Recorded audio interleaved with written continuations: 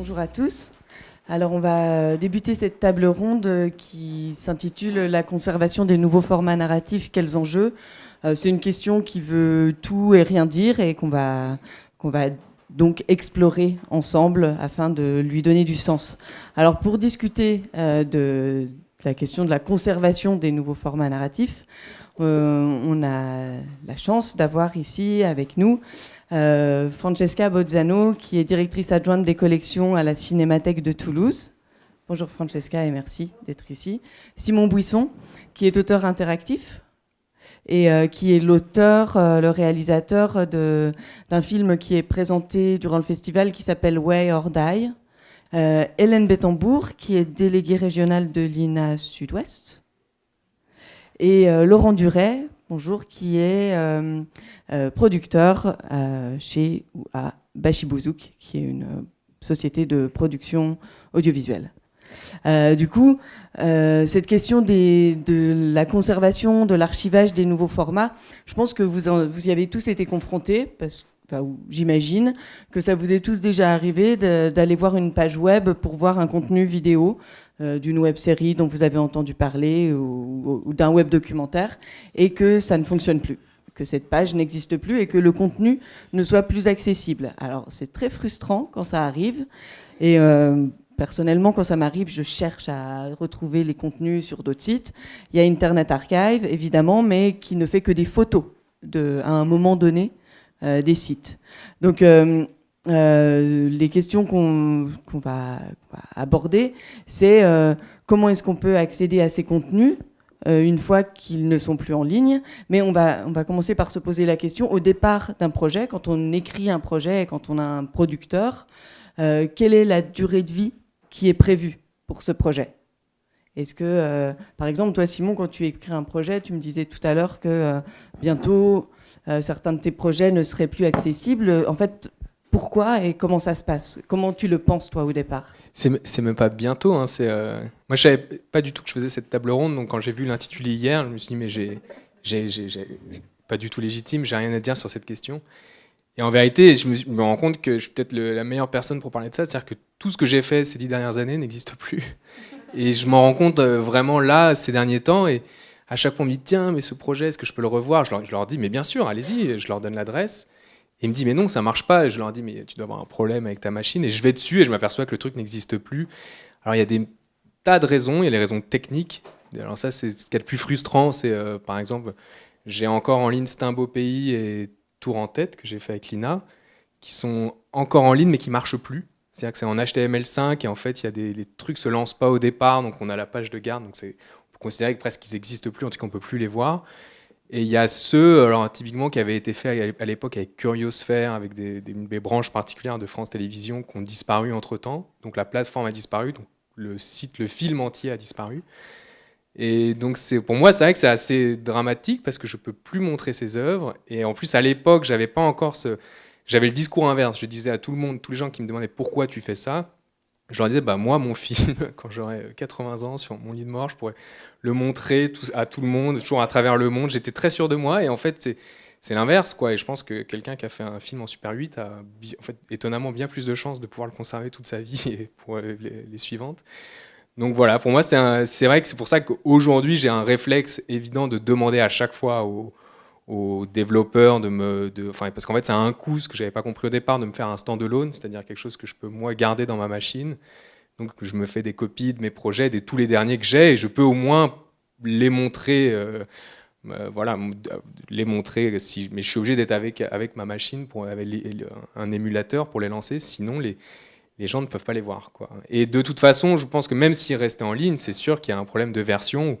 Typiquement, même Way or Die, qui est donc assez récent, il y a encore un mois, il ne marchait pas parce que Chrome, enfin c'est pas Chrome, je sais pas quelle législation, on n'a plus le droit de lancer une vidéo automatiquement quand on charge un site, et il faut qu'il y ait un clic. Et donc comme nous sur Way, il y avait une vidéo de fond qui se lançait, qui était très immersive, qui faisait toute la préparation du film, le truc, on arrivait, il y avait une espèce de photo fixe, qui est normalement la photo qui se met quand on n'a pas assez de réseau. Enfin, donc rien que là, on a dû intervenir, et en fait c'est compliqué parce que ça a un coût. Enfin, il faut redéployer les développeurs qui retrouvent leur version, qui réexportent, qui leur renvoient, etc. Donc en fait, c'est vrai que c'est un sujet à part moi témoigner et dire toute la peur que j'ai de voir toutes mes, enfin, je sais pas si c'est des œuvres, mais j'avais l'impression que c'en était, mais en tout cas qui disparaissent. En tout cas, et c'est sûr j'espère qu'il y a des solutions, quoi. Et pourtant, ça, c'est des questions qui sont pas abordées avec les producteurs. Vous, toi, Laurent, tu parles de ce type de questions, de la durée de vie du projet, ou avec les diffuseurs, puisque oui, alors contractuellement, et à chaque fois, on sait que pour 8 ans, ou non, enfin pour 4 ans, ils ont les droits sur le. Donc il y a quelque chose qui a annoncé que de toute façon, après, ils n'auront plus les droits, il me semble, hein, si je dis pas de bêtises. Il y a un double discours avec les diffuseurs en ce moment, et en particulier avec Arte, qui est de ce qui est de l'ordre de la maintenance corrective ou ce qui est de l'ordre de la conservation. La maintenance corrective, c'est grosso modo le fait que pendant la durée de vie du projet, la durée des droits que vous avez cédés aux diffuseurs, vous devez assurer le fait que même s'il y a un changement d'OS, même s'il y a un changement de navigateur ou de techno, vous devez assurer la pérennité de votre projet.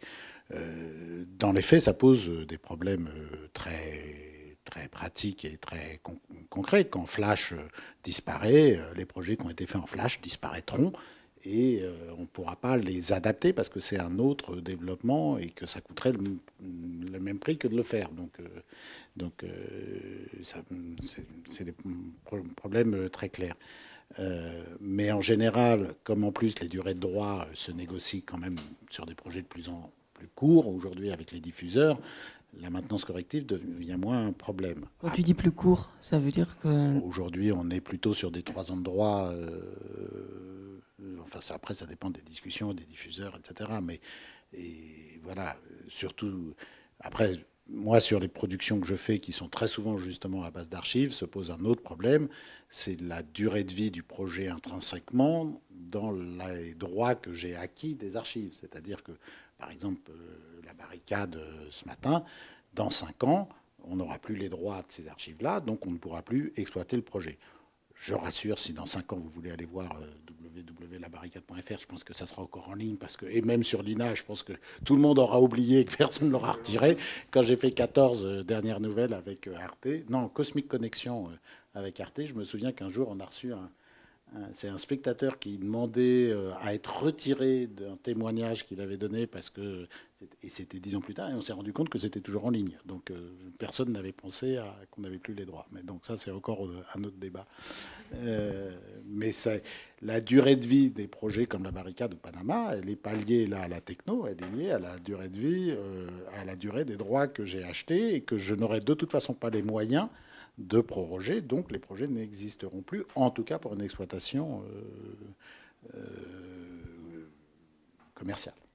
Mais les projets, s'il n'y a plus d'exploitation commerciale, ils sont déposés en archives, que ce soit au CNC, à la Cinémathèque, dans les cinémathèques ou à l'INA. Et comment vous gérez ces nouveaux formats? Comment vous les recevez? Est-ce que c'est le producteur qui les dépose? Est-ce que c'est une aspiration automatique? C'est l'auteur qui peut le déposer aussi? Oui. Alors oui, moi ici je représente l'INA. Donc l'INA a un département collection, un département contenu que représentait Amandine ce matin, qui les valorise ensuite, et un département formation. Et dans collection, en fait, on a 2 types d'archives et d'archivage. Il y a vraiment les archives professionnelles qui sont donc issues d'un cadre légal qui octroie à l'INA des droits sur un certain nombre de contenus, et ceux-là sont à même d'être réutilisés. Donc ce cadre légal donné jusqu'à il n'y a pas longtemps, c'était uniquement tout ce qui était télédiffusé, donc on était vraiment sur l'antenne, etc. Là, dans les dernières négociations, on a aussi tout ce qui est présent sur le web. Donc, voilà, il y a des évolutions qui sont très récentes aussi, des années 2010. Et après, on a l'autre volet qui est le dépôt légal du web et du web média, que là, on partage avec la BNF. Donc, l'INA a le périmètre web média, qui est un périmètre très évolutif et qui se pose beaucoup de questions, parce que c'est très contemporain comme problématique. Donc là, on a pris le parti de faire une sélection, autant sur les archives professionnelles, qui était un genre de fonds clos, enfin défini avec 24 heures par jour sur un certain nombre de télévisions, on archivait tout en se disant on ne sait pas aujourd'hui ce qui aura une vocation patrimoniale demain. Là, sur le web, c'est tellement incroyablement, enfin c'est des gigaoctets quand vous voyez les chiffres du nombre de vidéos qui sont publiées par seconde sur YouTube. Voilà, enfin c'est pas le rôle de l'INA d'archiver tout le contenu du web pour l'instant. Donc il y a une sélection qui est faite et qui est orientée autour de comptes notamment. Donc les diffuseurs, mais même des blogueurs, des internautes, voilà, enfin un certain nombre de comptes. Donc aujourd'hui, on en est à, je crois que c'est 14 000 sites qui sont référencés. Ça augmente tout le temps. Et l'autre aspect, c'est aussi l'évolution du périmètre. Donc en fait, on avait le web. Entre-temps, il y a eu les réseaux sociaux qui ont intégré les plateformes vidéo avec des chaînes quand même sur YouTube, sur Dailymotion quand il était encore un peu plus actif. Voilà, donc le périmètre évolue constamment. Aujourd'hui, la question se pose pour la plateforme Vimeo, Instagram, voilà, enfin, le périmètre évolue en permanence. Et si on revient plus particulièrement aux œuvres telles que les formes narratives dont on a parlé, il y a des discussions qui permettent de voir comment c'est possible. Mais c'est vrai qu'on est dans une logique d'interaction et de lien profond qui nécessite quand même d'y réfléchir. Donc moi, ce que m'ont dit les gens du dépôt légal du web média, c'est en fait, si le créateur y pense dès le moment de la création, ça facilite après l'archivage. C'est-à-dire que si on décide 3 ans plus tard de dire tiens, on aimerait bien archiver et tout, s'il n'y a plus de sitemap, voilà, si on n'a pas fait en sorte de conserver les URL qui seraient extérieures au site web, voilà, enfin, on peut conserver les vidéos, etc. Donc une des solutions qui a été évoquée, c'était de filmer une navigation dans un objet et à défaut de conserver toutes les interactions, de conserver au moins l'usage de ces interactions. Donc je me suis posé la question de est-ce que c'est intéressant par rapport au public qui peut justement, enfin, tu me dis si je me trompe, mais pour l'auteur, c'était de proposer plusieurs manières d'entrer dans l'œuvre. Et donc là, si on filme, ben on aura plutôt une de ces façons d'entrer dans l'œuvre. Mais ça, c'est la moins pire façon de conserver une œuvre. Moi, ça ne me satisfait pas du tout de savoir que mes œuvres deviennent obsolètes. Et donc, enfin, en fait, c'est comme s'il y avait un retour dans le temps alors qu'on va dans le futur, quoi. Mais c'est-à-dire qu'on va devoir à un moment les filmer pour garder un... Alors qu'on vient de voir dans la projection de Wired Eye, et justement, on faisait une diffusion publique d'une œuvre interactive qui est faite pour un usage d'une personne. Et tout le monde disait en voyant l'œuvre, mais là, vous nous avez fait votre parcours, mais en fait, il faut qu'on l'usage nous. C'est là que tout le sens va apparaître. Et moi, je suis complètement d'accord. Donc là, savoir que l'œuvre va perdre son intérêt, je pense que Wired Eye, j'oserais même pas le montrer si c'était pour montrer une navigation, quoi. Voilà, pour moi, il faut arriver à garder ce standalone sur un disque dur avec un émulateur de Chrome des années 2018. Ouais. Donc dans ce cas-là, si l'archivage a pour objectif de rendre réutilisable le contenu, ça veut dire qu'il faudrait archiver toute l'image de la machine, toutes les bases de données, tout le système technique de production, tous les langages qui sont utilisés. Enfin, ça veut dire, en gros, ce qu'ils m'ont expliqué, c'est beaucoup de ressources humaines et techniques dans le temps. Et si on le fait pour chacun des projets, en fait, la problématique aussi du web et de ses formats narratifs, c'est que pour l'instant, c'est quand même dédié à un public d'initiés, donc voilà, et beaucoup de prototypes, c'est-à-dire des techniques qui sont utilisées. Enfin, toi, tu l'as inventé ta technique pour la barricade. Enfin, chacun invente un langage, utilise des choses. C'est innovant, donc forcément, c'est unique. Et ce qui est difficile dans l'archivage, c'est de trouver des solutions pour des formats qui sont utilisés qu'une fois. Et ça veut dire aller dans tous les liens profonds, voilà. C'est rien. Pardon, mais il y a des émulateurs de Mario Kart, de tous les jeux vidéo de notre enfance. Il existe aujourd'hui des émulateurs qui sont des petits logiciels qui pèsent rien et qui lancent. Je pense que c'est plus complexe de. Ah non, c'est juste de garder à un moment, à un instant T, Chrome, de savoir la version du navigateur et de le garder sur qu'on appellerait un émulateur. Et donc, un logiciel lancerait une version de Chrome et qui pointerait vers le standalone, qui est pour le coup un fichier qu'on copie. Je trouve qu'il y a un paradoxe. Il y a un paradoxe quand même profond qui est aujourd'hui de vouloir absolument tout conserver. Donc des milliards de data, des milliards d'ordinateurs qui vont travailler, de choses, etc., dans un monde qui se détruit et dans lequel cette conservation va participer à la destruction du monde. Donc on va sauvegarder tout ça pour qui, pour quoi et comment. Il y a une espèce de paradoxe qui m'interroge quand même. Parce que la conservation est immatérielle et sur des serveurs. Francesca Posano voulait... Qui consomme énormément, qui réchauffe la planète, qui participe. Mais à ce moment-là, il ne faut pas créer. Ça réchauffe aussi la planète. Non, je ne suis pas d'accord. Regarde, par exemple, je ne suis pas d'accord. Non, mais il ne faut pas tout mélanger. Bien sûr que conserver la moindre vidéo YouTube, d'ailleurs, Google le fait très bien sans l'INA. Donc ça, c'est toutes les vidéos qu'on a mis depuis le début de YouTube existent toujours, sont sur 5 serveurs en même temps. Elles ne disparaîtront jamais. Je crois ici qu'on parle des œuvres qui y a eu un travail créatif, où il y a de la dramaturgie, où il y a un propos. Enfin, je ne vois pas définir. Qui fait le choix de dire que ça, c'est une œuvre et ça, c'en est pas une. Moi, c'est pour ça que je fais ce métier. Mais, ouais. Je pense que... Alors, je pense que effectivement, on fait de la conservation des œuvres sur la base de 2 principes. Essentiellement en France, au moins. Sur une base volontaire et sur une base légale. C'est-à-dire il existe le dépôt légal, il y a des institutions qui conservent les œuvres au titre du dépôt légal parce qu'on a l'obligation d'enregistrer des œuvres et de les conserver pour les mettre à la disposition de la consultation de qui que ce soit. Par exemple, pour les œuvres littéraires, c'est comme ça. Tout ce qui est publié, tout ce qui est édité sur DVD, vidéo, etc., devait être déposé à la BNF. Ce qui était diffusé au cinéma devait être déposé au titre du dépôt légal au CNC. Et donc le CNC a été tenu à conserver, à demander au producteur de lui envoyer des copies et de les conserver et de les mettre à disposition des chercheurs si besoin. Et après, il y a le dépôt volontaire. Et donc, il y a pas mal d'institutions comme la Cinémathèque française, la Cinémathèque de Toulouse et d'autres cinémathèques régionales qui conservent des films que des producteurs, des réalisateurs, des collectionneurs, des distributeurs ont envie de faire conserver. Et donc, ces institutions se sont constituées pour conserver un patrimoine. Et ça avait du sens par rapport au film, par exemple. Ça avait du sens de conserver plusieurs items, plusieurs copies en pellicule du même film, parce que chaque copie, quelque part, avait une histoire.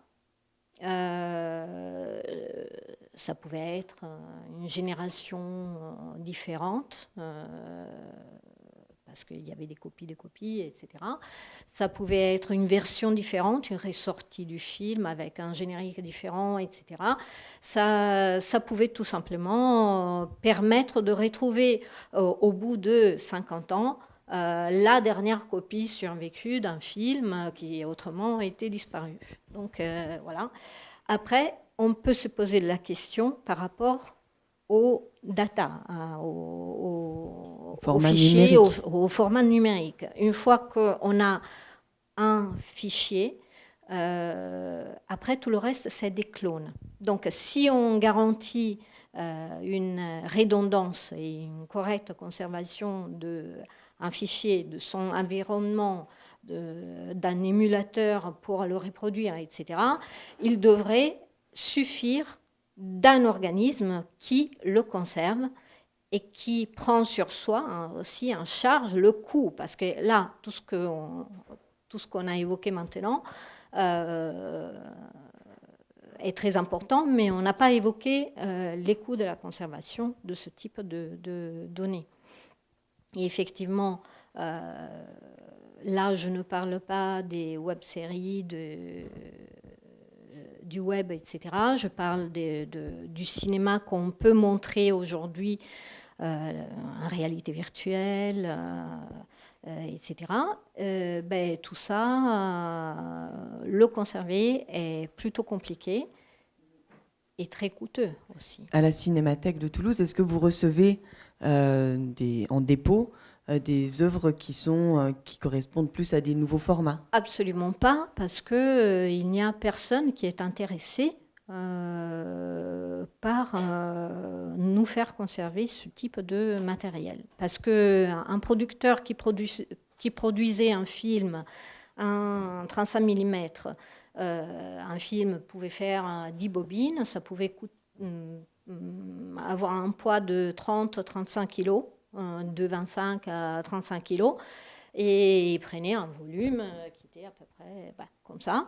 Donc, louer des espaces de stockage pour faire conserver ces films, plusieurs copies, etc., était cher. Donc, au bout d'une certaine diffusion, le distributeur, le producteur pouvait avoir intérêt à nous déposer des copies qu'on conservait gratuitement et bien, et qu'il pouvait récupérer éventuellement à son plaisir.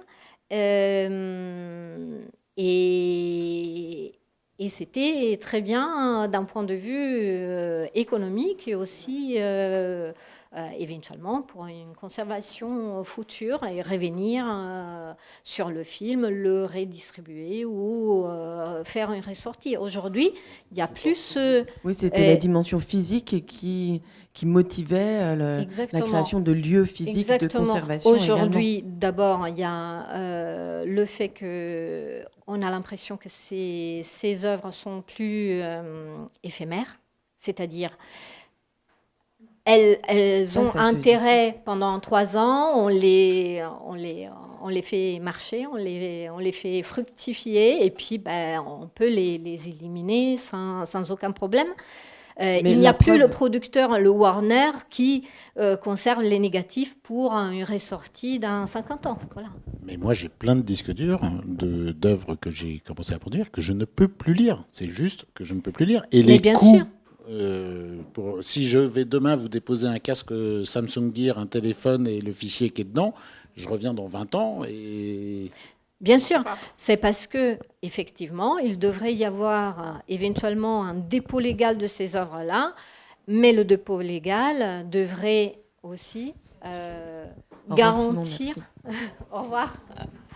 Garantir la possibilité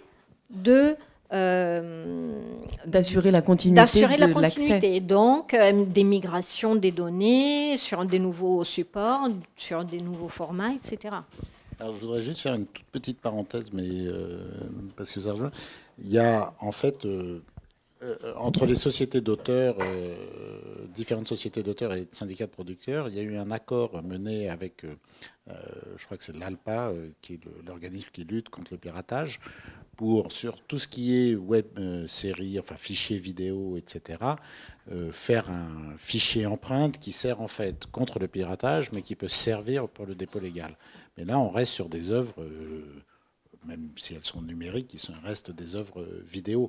On n'est pas sur des œuvres interactives, innovantes, sur lesquelles la théorie de faire des sondages, de garder quelques écrans et quelques liens, ne sert à rien pour moi, puisque si Claire Simon, vous gardez 3 écrans de son webdoc sur la gare du Nord et 3 vidéos, et que vous n'avez pas des liens, vous n'avez pas la narration de Claire, donc vous n'avez pas l'œuvre de Claire. Oui, en fait, il faut déjà se poser la question et prendre du recul, c'est-à-dire ce qu'on archive et pourquoi. Donc c'est sûr qu'à la naissance de l'INA, ou en tout cas quand ça a été décidé, le plan de sauvegarde et de numérisation, c'était il n'y a pas si longtemps, c'était il y a 20 ans, mais ça paraît presque une éternité, parce qu'on a décidé à ce moment-là de tout conserver en se disant qu'on ne savait pas aujourd'hui ce qui aurait de la valeur demain. C'est-à-dire que si on filme les gamins dans un parc en train de jouer au foot le samedi après-midi, et ben voilà, c'est des gamins dans un parc, et puis 15 ans ou 20 ans plus tard, c'est le petit Zidane qui devient le capitaine de l'équipe de France. Voilà, on ne sait pas aujourd'hui ce qui aura une valeur patrimoniale, en tout cas, parce qu'on est quand même 2 institutions à vocation avant tout patrimoniale dans l'état actuel, et cette problématique, elle se partage avec d'autres pays. Alors le Canada, qui est quand même très précurseur sur tout ce qui est nouveau format narratif, l'INA a rencontré l'ONF, qui est cet organisme-là, et les problématiques sont communes, c'est-à-dire qu'ils se posent conjointement la question de déjà quels serait l'usage de cette conservation-là, avant de décider comment on le ferait. Est-ce que c'est une conservation à des fins de recherche, donc le fameux dépôt légal, et y avoir accès un jour comme garder la trace de la création, ou est-ce que l'envie, c'est de réutiliser? Et auquel cas, on a besoin, comme a dit Simon, de faire ce qu'il fait avec les émulateurs et avec ses liens, les sitemaps et tout ça. Donc, c'est la première question, c'est est-ce qu'on veut garder trace ou est-ce qu'on veut pouvoir réutiliser? C'est deux choses complètement différentes. Après, donc, la veille documentaire, donc maintenant, par rapport à la masse des contenus, qu'est-ce qu'on va conserver? Et en termes de collecte, par rapport à l'hétérogénéité des contenus potentiels et les manières de les diffuser, comment est-ce qu'on arrive à conserver? Alors, une série qui est sur Twitter, si on a le compte Twitter, en fait, ça va être conservé. Voilà, ça c'est... Ouais. Mais par qui?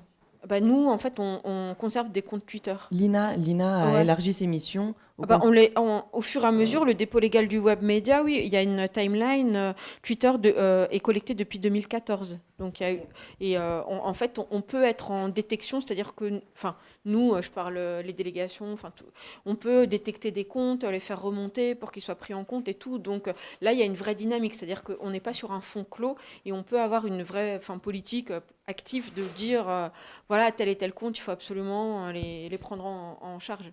Et donc, ça, des fins de recherche uniquement. Oui, mais cette collecte, elle est intégrale sur certains comptes Twitter, ou est-ce qu'il s'agit de photos, un peu comme le dépôt légal du web, où ce sont des photos à un moment donné sur tous les sites en .fr, Là, par exemple? Là, tu parles de la BNF?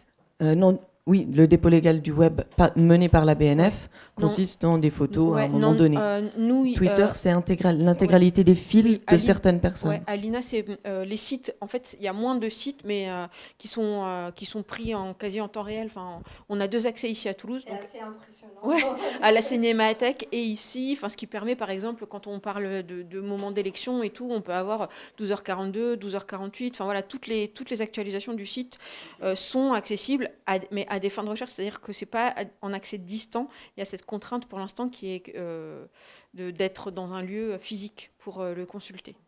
Et donc on peut pas y accéder de chez soi, dans son salon, en raison de la quantité des données, j'imagine, et de la lourdeur du transfert des données. C'est les deux, hein. C'est sur réseau interne, vraiment. Et donc, là, j'ai noté un stockage y avoir accès à Toulouse? Alors, Cinémathèque de Toulouse, donc pas loin d'ici, et c'est à la bibliothèque, et à la délégation INA Arche-Marengo. C'est pas mal, il n'y a pas beaucoup de villes qui ont 2 accès. C'est cool. Et donc, la raison pour laquelle on n'y a pas accès en privé, chez soi, c'est pour des raisons techniques peut-être, mais aussi des raisons légales? Et juridique, ouais. Le ministère, en fait, nous, on a un EPIC, INA, et on dépend du ministère de la Culture. Et dans les négociations, donc, il y a des contrats d'objectifs et de moyens qui nous lient à ce ministère. Et déjà, il y a 2 ou 3 présidences, parce qu'il y en a eu beaucoup. Mais il y a eu cette discussion, lors du dernier COM, je ne sais plus c'était quand, en 2014. Voilà. Et ce n'était pas du tout à l'ordre du jour. Et c'est aussi parce qu'on le partageait avec la BNF, on n'est pas seul. Et c'est une mission de service public qui est très encadrée légalement. Et en gros, ce serait un Netflix énorme, quoi. C'est au moins 14 millions d'heures. Déjà, parce qu'il y a aussi tout le reste, le dépôt légal classique, la radio, la télévision. C'est une plateforme. Et le CNC maintenant. Donc, en fait, c'est multi-format déjà, par nature. Okay. Et tu dis ce serait un Netflix. Qu'est-ce que tu veux dire par là, que donc on aurait accès? Si on avait accès depuis chez nous, avec juste un mot de passe. Et il y a le risque de la réutilisation aussi. Puisque lorsqu'on réutilise des contenus qui sont archivés à l'INA, on paye des droits. Voilà, ça c'est la réutilisation, voilà. Ouais. Et c'est sur un fonds qui est différent. Ok, d'accord. Est-ce que tu peux expliquer? C'est ce que j'ai dit au début, alors je me suis mal exprimée. J'ai dit, il y a le fonds archive, avec vraiment la diffusion antenne et tout, et le fonds recherche qui est le dépôt légal, où là on a 120 chaînes de télévision. On a des chaînes, on a Canal+, on a des chaînes dont on n'a absolument pas les droits, mais le devoir de les mettre à disposition à des fins de recherche. Voilà. Après, on peut se poser la question de pourquoi conserver. C'est la question que vous posiez avant. Pourquoi investir autant d'énergie, polluer le monde, etc., pour conserver des datas immenses qui ne font que augmenter. Et en fait, il faut vraiment se poser la question. Nous, en tant qu'institution patrimoniale, on se pose souvent la question pourquoi on conserve, quels sont les critères de sélection s'il faut faire sélection. Et alors, quels sont les critères Alors, chaque institution a ses critères. Donc, par exemple, si vous allez à la Cinémathèque française, il y a des critères, des critères principalement esthétiques. À la Cinémathèque de Toulouse, on essayait de éviter les sélections et d'aller vers une exhaustivité la plus grande possible. Et donc, mais ça, c'est parce que on avait constaté qu'un film, une œuvre qui était considérée une grosse daube dans les années 80, aujourd'hui était devenu un film culte qu'on pouvait reconnaître. Les bronzés font du ski. Des qualités esthétiques ou un intérêt historique. Et là, je faisais l'exemple il y a peu des films de famille. Les films de famille n'étaient absolument pas conservés ni par des cinémathèques, ni par des archives. Et cela pendant très très longtemps. Et maintenant, tout le monde se jette sur les films 9.5 tournés dans les années 20, 30, 40, 70, etc. Parce qu'on y retrouve des choses, des informations historiques qu'on n'a pas, et sociologiques, et ethnologiques, etc., qu'on n'a pas par le biais d'autres documents qui sont des documents officiels et qui ont été collectés normalement. Donc, c'est très difficile de dire ça, on ne le prend pas parce que ça n'a pas d'intérêt. Ça n'a pas d'intérêt aujourd'hui, mais dans 20 ans, 25 ans, pourra avoir de l'intérêt. Or, dans le cadre d'œuvres pionnières, d'expérimentation, etc. Donc de nouveaux formats à une nouveau époque. Format, nouveau format narratif, nouveau format technologique, etc. C'est encore plus important. C'est-à-dire que une institution comme la Cinémathèque de Toulouse, mais aussi la Cinémathèque française, le CNC, on a aussi le devoir de se faire conservatoire des métiers, conservatoire des techniques. C'est-à-dire que la technologie qu'on utilise aujourd'hui pour faire un film en réalité virtuelle n'existait pas avant, peut-être changera dans 7 ans. Et aussi, quelles formes prenaient ces films? Est-ce qu'il y avait déjà des normes d'écriture, de scénario sur les premières manifestations de ces nouveaux formats? Donc, vous les acceptez en dépôt, ces films?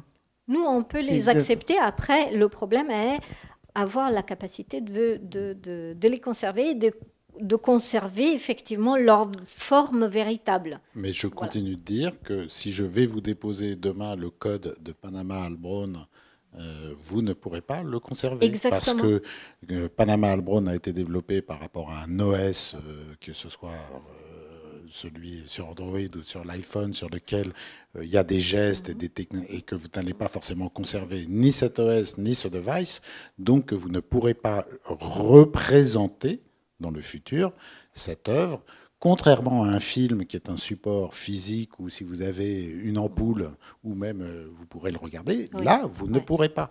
Et donc tout d'un coup, je me pose la question de cette conservation, du coût qu'elle engendrerait et presque de sa nécessité. Je vais prendre un exemple complètement différent.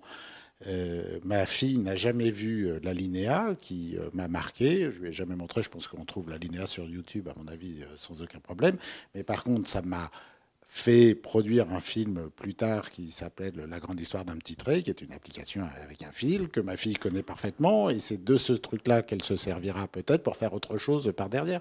Mais on ne pourra pas conserver La grande histoire d'un petit trait parce qu'on n'a pas technologiquement ni les moyens ni les fonds pour conserver le moteur qui le fera fonctionner. Ou alors, c'est que vous...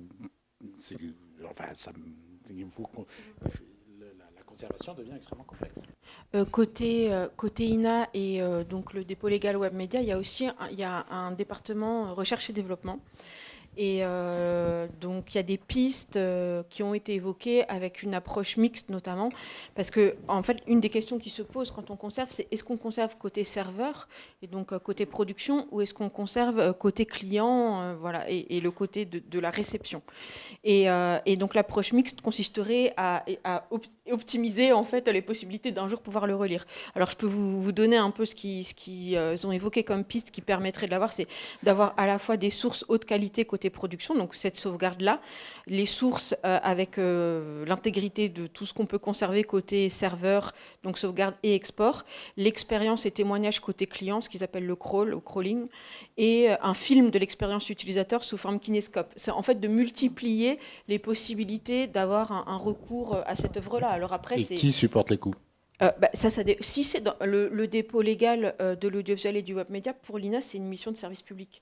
Donc à chaque fois Le dépôt légal pour les producteurs de films, Ouais. on devait déposer une copie 35 mm au dépôt légal. Quand on faisait des films documentaires, courts-métrages, etc., où il n'y avait pas de copie d'exploitation ou peu de copies d'exploitation, on filait une copie zéro toute pourrie. Et il y avait des exonérations. Et il y avait des exonérations. Donc, parce que si vous sortez un film sur 250 copies, j'ai pas de souci à aller donner une des copies au dépôt légal.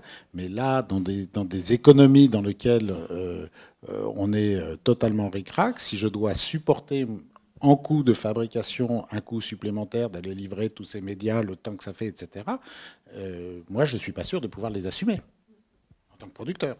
Donc, est-ce que c'est intéressant pour les producteurs de conserver leurs œuvres?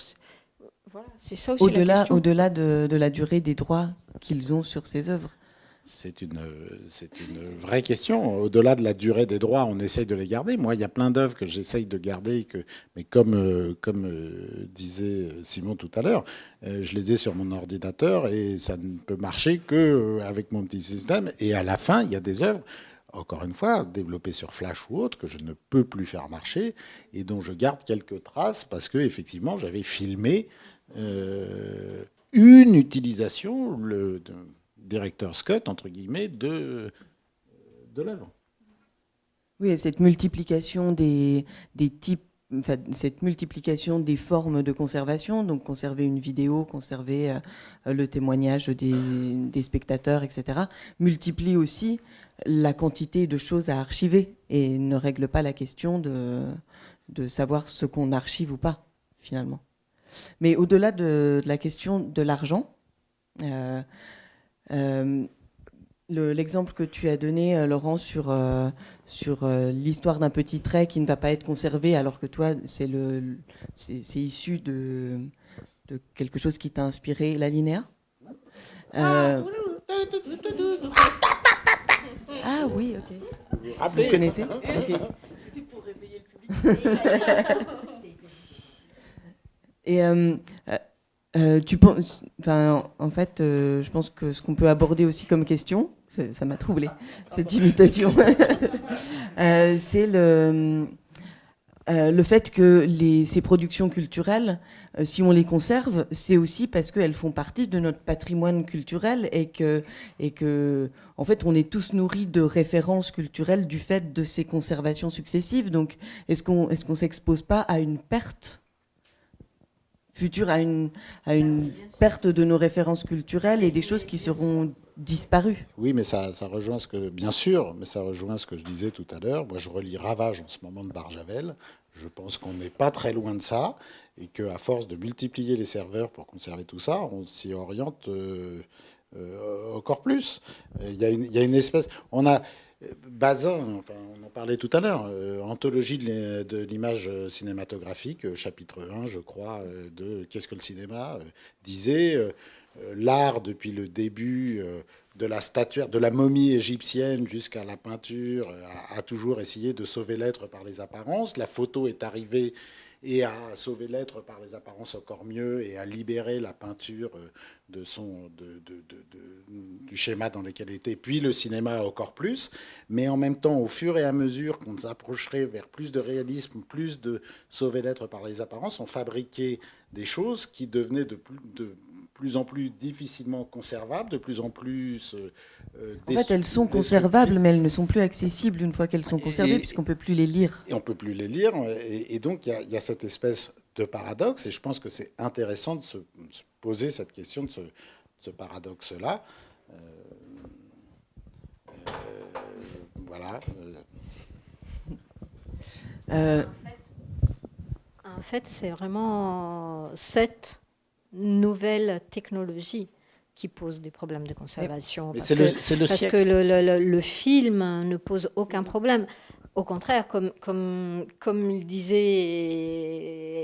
avant, Simon, c'est beaucoup plus simple de conserver un film tourné en Super 8 plutôt que quelque chose qui est produit aujourd'hui. Oui, puisque... Pour poursuivre, mon petit laïus, on conserve aujourd'hui des pianos forte du XVIIe siècle au musée de la musique, qui, à partir du moment où ils sont rentrés au musée de la musique, ne peuvent plus être joués et sont devenus des objets de musée et plus des instruments de musique. Ils ont des touches en ivoire, on ne peut plus les rénover parce que le contrôle de l'ivoire est interdit. Et le XXe siècle fabrique des guitares électriques avec des composants électroniques qui font que ça fuit, etc., et se détruisent, et on ne sait pas les conserver. On est dans un siècle qui fabrique de plus en plus de matériaux, de data, de choses comme ça, et qu'on n'arrive pas à conserver. Et on vit en même temps dans un monde où il faut de plus en plus tout conserver, tout archiver, et moi, ça m'effraie. Oui, et en même temps, c'est vrai aussi que par rapport au cinéma, il y a musée et musée. Il y a encore des cinémathèques qui montrent du nitrate. Il y a un festival de films en nitrate à Rochester. Il y a des cinémathèques qui ont montré du nitrate jusqu'aux années 90, à Toulouse par exemple, sans problème. En fait, on pourrait imaginer reconstruire des machines ou refaire marcher Flash. Cette technologie, elle n'est pas disparue à tout jamais, puisqu'elle a été créée une fois, elle peut être recréée. C'est justement une prise en charge de ce type de choses. C'est juste ça. Les machines pour lire un film existent toujours et elles peuvent toujours fonctionner. Elles sont mécaniques, c'est simple. Et après, pour tout ce qui est des technologies intermédiaires qui vont évoluer, se transformer et disparaître, il faudrait arriver à prendre en charge la construction d'un émulateur et de continuer à remettre. De le mettre à jour. De le mettre à jour et de permettre de fruire de l'œuvre, de pouvoir utiliser l'œuvre, l'avoir dans les conditions précédentes, les conditions originelles. Et pour terminer, c'est vrai qu'on est dans une société qui produit énormément de data, énormément de données, et qui s'inquiète beaucoup de leur conservation. Mais moi, je pense qu'on ne s'inquiète pas assez de la conservation actuellement. Tout peut disparaître d'un moment à l'autre et personne ne s'en soucie, et sauf les artistes et ceux qui font. Et ensuite, on produit une société sans mémoire. Oui, ou qui utilise la mémoire juste d'un point de vue économique et qui va chercher les archives pour faire autre chose et pour les exploiter. Mais pas... Est-ce que les budgets alloués à la conservation, à la cinémathèque, etc., sont en hausse ? Non, elles sont en baisse. Et c'est pas une table ronde sur le financement des formats narratifs.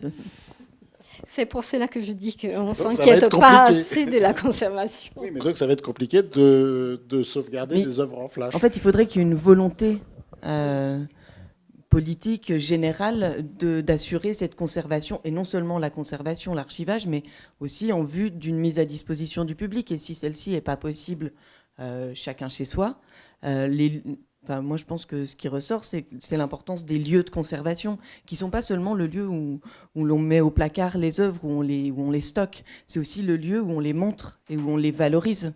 Et c'est ce qui est fait à la Cinémathèque et à l'INA. Il y a des postes en fait à disposition du public.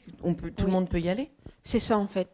C'est encadré aussi parce que c'est un périmètre. Donc c'est l'INATEC, l'équivalent INATEC qui est à la BNF, donc qui permet cet accès au dépôt légal donc de l'audiovisuel classique avec les 120 chaînes de télé, 20 radios, le dépôt légal du web média dont j'ai parlé tout à l'heure et les ressources du CNC. Donc ça c'est un accord qui date de 2015 ou 2016. Donc depuis on implémente aussi ces solutions-là qui sont conjointes. Ça permet aussi aux chercheurs d'avoir une source d'accès unique pour tous les contenus à vocation patrimoniale. Enfin, ça simplifie un petit peu la recherche pour eux. Et donc, on a des relations régulières. Ça nous permet aussi de montrer conjointement des œuvres. Donc, on travaille main dans la main.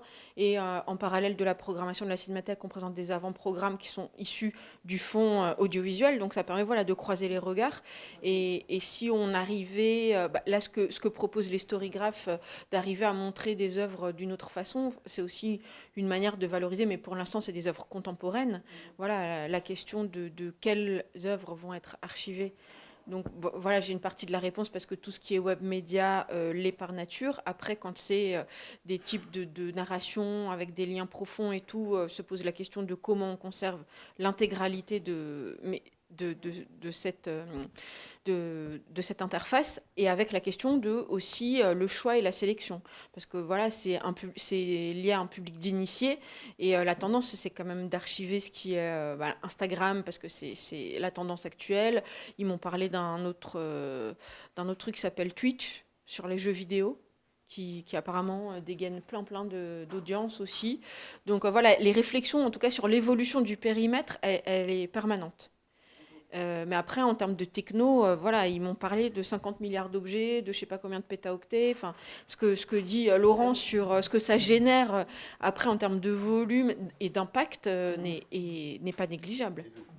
Et du coup, voilà. Et d'ailleurs, comment YouTube fait pour tout conserver?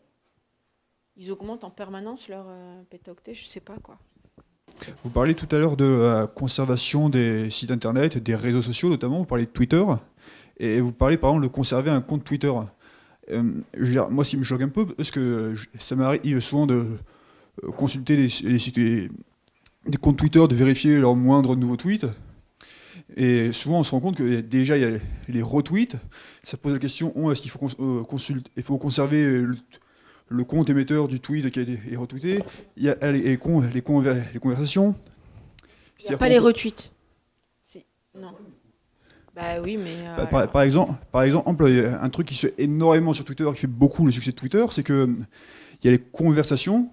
C'est-à-dire que je vois que telle personne a dit ça, en fait, je clique, je déplie, je vois qu'il a dit ça en réponse à ça, et que lui a dit ça en réponse à ça, qu'il y a tant de réponses. Il y a d'ailleurs des travaux magnifiques, Nicolas Delessal par exemple, qui faisait des tweet stories absolument splendides, et d'autres qui se développent complètement comme ça. Autour des attentats aussi, il y a une analyse vraiment de recherche conjointe avec plusieurs universités qui a été faite à partir des comptes Twitter, donc quasiment en instantané.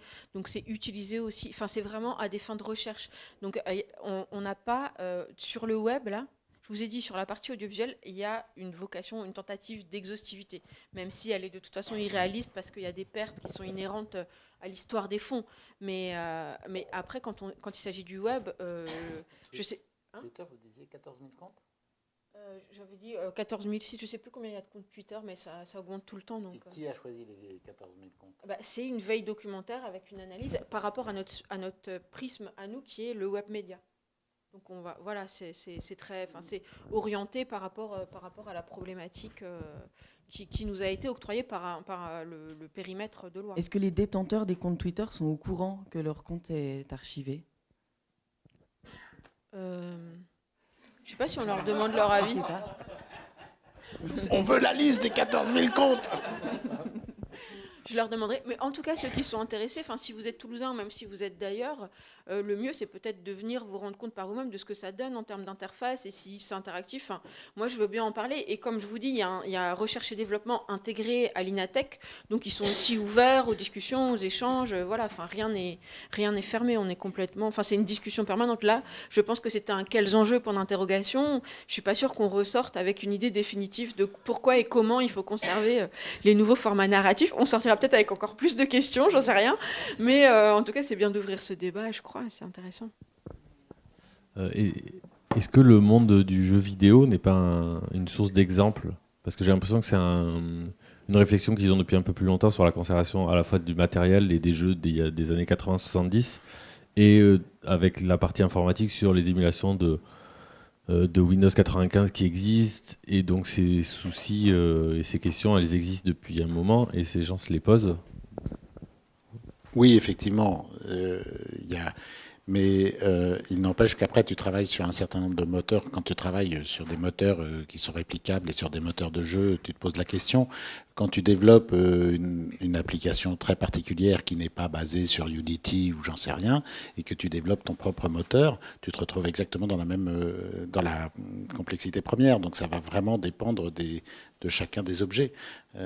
Parce que si une communauté, je pense que ce qui a été développé sur Unity se conservera assez facilement, parce que justement, il y a eu tellement de choses que va y avoir, mais sur plein d'autres objets un peu indépendants, un peu arty, où on a développé notre propre code, je ne suis pas sûr. Je me disais qu'on n'avait pas du tout abordé le process de création, en fait. Et je me dis, un peu dans des études un peu sociologiques, dans quelques années, on pourra avoir envie de se dire comment ça a évolué, cette façon de penser un produit interactif aujourd'hui, par exemple. Donc je ne sais pas comment vous le... Est-ce qu'il y a, comme les peintres, ils gardaient leurs esquisses, ou je ne sais pas, voilà, parce qu'aujourd'hui, on est quand même vraiment dans des chamboulements de façon d'explorer les choses. Alors, nous, quand on produit des projets comme ça, on essaye d'y penser, même si on a des doutes sur la conservation du projet fini. Mais effectivement, on conserve énormément de choses. Et en fait, je m'aperçois que la conservation sur laquelle je vais le plus aujourd'hui, c'est le papier. C'est-à-dire que je retourne... Bon, Panama Albron, c'est un peu différent, mais on a édité une BD papier, et la plupart des dessins ou des photos, etc., ont été retravaillés et imprimés sur papier, dans des boîtes sans acide, avec un papier, voilà, et qu'on est retourné à des choses comme ça. La pub sur papier. Et effectivement, c'est exactement le type d'archive qu'une institution comme la Cinémathèque de Toulouse pourrait prendre en charge. Voilà. Et pour le mettre à disposition aussi du public. Moi, j'ai une question par rapport aux œuvres transmédia et même plus cross-média, où pour avoir une vision totale de l'œuvre, il faut vraiment passer par différents canaux, y compris parfois la géolocalisation qui peut envoyer des notifications, enfin des choses très poussées en termes de narration, avec énormément d'expérience en temps réel. Est-ce qu'il y a des pistes de réflexion sur la conservation de telle œuvre ou pas du tout J'ai un exemple qui était un truc produit par Sandrine Girbal, qui était, ça s'appelait, je crois, Faits divers paranormaux.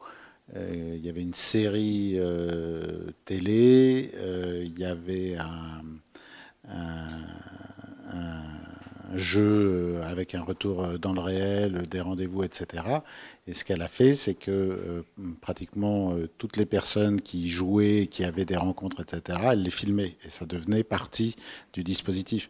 Mais c'est la seule solution, parce qu'effectivement, dans ce cas-là, on rejoint le truc d'avant, c'est qu'on ne rentre pas dans un moteur quel qu'elle soit. On reçoit un SMS sur son téléphone, ça renvoie à un film qui est ici, enfin, etc. Et du coup, ça complique encore plus la sauvegarde. Par contre, ce qui peut être sauvegardé, et on en rejoint le premier, c'est le dossier papier et l'écriture de l'arche narrative et les dessins, les moodboards, etc. Mais Et en plus, dans certains cas, il y a des interactions avec des SMS personnels ou autres sur lesquels on n'a même pas le contrôle d'eux. Et le chose, moi, je ne sais pas comment faire. Non, mais ça me fait rebondir. Alors, ce n'est pas du tout interactif, mais ça me rappelle une association patrimoniale à côté de Sète qui s'appelle les Voiles Latines. Et donc, les Voiles Latines, ils construisent des bateaux sur un principe assez unique au monde. Et il en restait plus que 1 ou 2 exemplaires au monde, quoi. Et donc voilà, c'était voué à la disparition. Et ils se sont mis en quête donc de repartir du seul plan ou d'une personne qui peut-être avait participé à la création, à la construction d'un de ces bateaux. Et ils l'ont reconstitué. Là, c'était récemment, c'était l'année dernière ou cette année. Ils en ont fait un documentaire. Ils ont filmé tout le processus, etc. Donc c'est aussi à un moment donné comment conserver trace. Et cette trace-là, elle est, comme tu dis, elle peut être très physique. C'est comment, à un moment donné, on a abouti à cette idée-là. Parce que moi, personnellement, je ne vois pas du tout comment on peut conserver des interactions qui arriveraient par SMS sur notre téléphone et tout ça. Parce que là, c'est pas l'œuvre qui est conservée, c'est non. La documentation. Ouais, c'est la documentation. Exactement. Et donc ça, c'est les données documentaires associées, ce qui est aussi tout un travail à l'INA, qui est qu'on a les œuvres en tant que telles, et après, il y a 130 documentalistes à l'INA. C'est un métier hyper important, qui documente, qui rédige, qui écrit en fait ce qui est contenu dans les œuvres, et qui permet après à tout un chacun, d'ailleurs, en tant qu'utilisateur, chercheur ou professionnel, de pouvoir retrouver ces archives par une description contextuelle ou parfois des images plus poétiques comme ce qu'on a vu dans La Barricade, mais voilà, c'est un travail de fond pour aussi retrouver, parce que là on a parlé de conservation, mais il y a aussi après comment on y accède et comment on peut retrouver les sources. Je rebondis sur ça. Au début du cinéma, il y avait les séances étaient organisées d'une certaine façon. Il y avait des bonimenteurs, il y avait des crieurs, il y avait le public intervenait en criant, en commentant, etc. Donc il y avait un dispositif qui était souvent un dispositif de foire, et on ne peut pas aujourd'hui, quand on regarde un film des années 10 ou des années de 1905, on ne peut pas reproduire exactement le dispositif et l'expérience qu'on a eue à ce moment-là, que le spectateur de 1905 faisait dans une foire. Il y avait des odeurs, il y avait les chevaux qui passaient à côté, il y avait le crieur qui invitait à aller voir la femme à barbe pendant qu'on regardait évoluer sur l'écran un funambule, etc. Donc, on ne peut pas recréer tout ça. Mais ce qui est très important, c'est d'en garder mémoire, d'en garder aussi la trace, parce que, bien évidemment, même si on peut reproduire complètement pas le dispositif, c'est important aussi de savoir comment c'était l'expérience. Donc, dans 20 ans, c'est très important, sera très important de savoir que certaines œuvres arrivaient d'une certaine façon, on avait un SMS, etc. etc. C'est quelque part, nous, on fait de l'archéologie pour retrouver la trace de tous ces dispositifs. Il faut peut-être imaginer aujourd'hui que dans 20 ans, on sera intéressé par ça. Et donc, faire en sorte d'avoir moins de mal que nous aujourd'hui par rapport au film de 1905. Une dernière question. Je suis arrivé un tout petit peu en retard, vous avez peut-être abordé le sujet, si c'est le cas je m'en excuse. Est-ce qu'il n'y a pas aussi quelque chose à jouer dans le côté ouverture qui est propre au web en général, où là aujourd'hui on a quand même beaucoup d'œuvres qui sont où le code n'est pas disponible, il n'est pas open source, etc. Et est-ce qu'il n'y a pas aussi des choses à jouer en étant moins fermé en termes de voici le code, voici comment vous pouvez librement y accéder. C'est une grosse partie de plein de choses qui sont sauvegardées par les communautés diverses et variées sur Internet. C'est aussi la liberté de copier, de recopier, de déformer, de remixer, etc., qui est quand même très proche de l'ADN du numérique. Et donc, est-ce qu'il n'y a pas aussi peut-être quelque chose à faire en poussant un petit peu plus les créateurs, les producteurs, même si ça pose plein de questions juridiques et financières, mais est-ce que ça pourrait pas être aussi une avenue de réflexion? Alors, il y a plusieurs... pareil, il n'y a pas une seule réponse. Quand Pierre Catan fait Felena, il dit qu'il veut en faire un projet ouvert et qu'effectivement on puisse récupérer le moteur et le développer. Moi, quand je fais Panama Albron, j'ai très fermement l'intention d'en faire une suite et pour l'instant je garde le moteur propriétaire. À côté de l'idée de garder le moteur propriétaire, Camille Duvelloroy a publié avant-hier un retour d'expérience que je vous invite à lire, qui est passionnant, sur le site supersimone.com, où elle raconte absolument toute la création, elle parle de la façon dont elle a travaillé, du budget, des partenariats, des problèmes de droit, etc., qui restent ouverts. Donc c'est aussi une façon de documenter et de partager et d'ouvrir au-delà. Et après, sur Panama, il y a aussi un moment où j'utilise des images qui ne m'appartiennent pas, qui sont des archives. Et donc il y a un moment où de toute façon je suis aussi limité par les ayants droit des images que j'ai achetées pour l'occasion. Donc ça fait 3 réponse pour une seule question, je suis désolé, mais... Il y avait un des axes possibles qui était aussi que dès la création, le concept d'archivage soit intégré en fait, et en même temps donc les technos qui m'ont dit ça m'ont dit c'est compliqué parce que ça peut restreindre en même temps la créativité qui est inhérente à ce type de projet-là, mais quand on y pense dès le départ, qu'on met bien en place les URL, il m'a parlé de sitemap, de choses comme ça, voilà, pour conserver. Si tu veux, on peut en discuter parce qu'il y a vraiment il y a plein de pistes et de systèmes pour essayer au maximum d'y arriver. Après, la question de voilà, quels langages sont utilisés, si c'est open source ou pas, voilà, c'est encore... Le problème, c'est qu'entre le point de départ et l'arrivée, on va changer 150 fois d'URL et il y aura forcément un moment où on aura oublié de noter la bonne. Hein. Ouais, bah ouais, voilà, non, on est mais dans des process de création qui évoluent en permanence, qui changent et qui... Et d'où l'importance de documenter la création. Se réduit justement par rapport à ces problématiques-là. Et que j'entends le monde merveilleux dans lequel il faudrait avoir absolument prévu l'arborescence formidable et les URL. Sauf que c'est un monde merveilleux. Ils ont parlé aussi d'une version dégradée, de pas tout conserver, mais d'avoir au moins un accès. Et ils ont justement fait référence à Flash qui est mort, en disant voilà, tous ceux qui ont travaillé avec Flash, à minima, ils avaient un plan HTML, ils mettaient les crédits quelque part. Enfin voilà, il y avait au moins une trace, à défaut de tout conserver. Et donc voilà, il y a des solutions pour conserver à minima, dans la limite de ce qu'on s'est dit, qui est qu'est-ce qu'on considère comme potentiellement une archive, et voilà, qu'est-ce qu'on veut comme résultat. Est-ce que c'est une volonté de recherche, voilà, est-ce qu'on veut le conserver juste pour 15 jours? Ça peut être dans 5 ans, parce que les usages évoluent tellement vite que dans 5 ans, ça pourra nous paraître complètement dingue, qu'on ait vu Wayandai tout à l'heure, et la manière dont on naviguait là-dedans, tu vois. Juste pour conclure rapidement cette table ronde, déjà je vous remercie infiniment d'avoir accepté de participer.